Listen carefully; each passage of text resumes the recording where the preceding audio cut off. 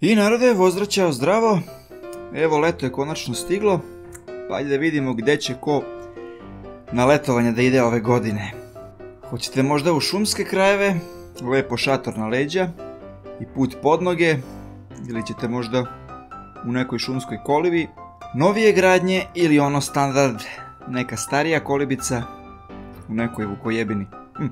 Ili možda ste za seoski turizam, koji iz grada pa tamo da zbriše, ali pazite, tamo nema baš odmora, domaćini vole kad se radi. Morate malo i da pomognete domaćinu tamo na livadi, u kosidbi ili njegovim ćerama u čuvanju ovaca ili nekih drugih životinja. Ali dobro, posle se vraćate u njihovu kućicu gdje vas čeka odmor i prava domaća hrana bez konzervansa, veštačkih boja, sve natural.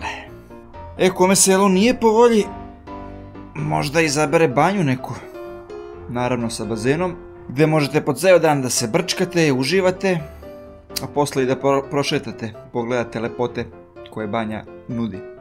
Kome banja ne paše, tu je more naravno, strano ili domaće, zavisi gdje ste i odakle ste.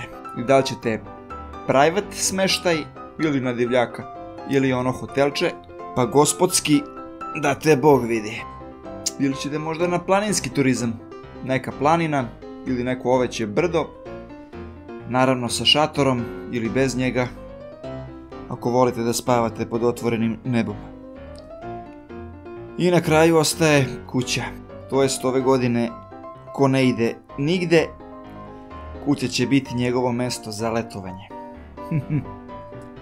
Eto ljudi, ukratko jedna anketica, pa vi u komentarima napišite gdje će ko od ovih lokacija da odabere, ili možda neku koju ja nisam naveo, slobodno tamo pišite u komentu.